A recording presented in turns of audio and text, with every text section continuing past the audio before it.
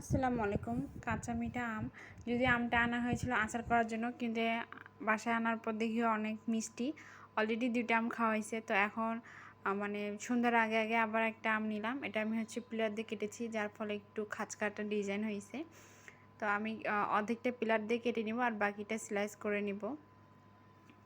Slice দিয়ে কেটে নিচ্ছি, এটা অনেক পাতলা হয় আর এটা খেতে একটু টেস্টটা অন্যরকম লাগে।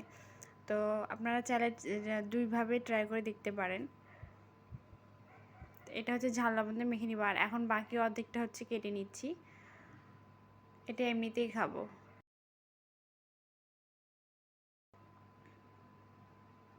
আমটা আসলে অনেক মিষ্টি, তো যার কারণে একদম একটু আম বাকি রাখিনি, সম্পূর্ণ আম একদম যতখানি নেওয়া যায় সম্পূর্ণ কেটে নিয়েছি। আর এই যে পিলার দিয়ে কাটা আমগুলো এখন লবণ মরিচ দিয়ে ভালো করে মেখে নিলাম।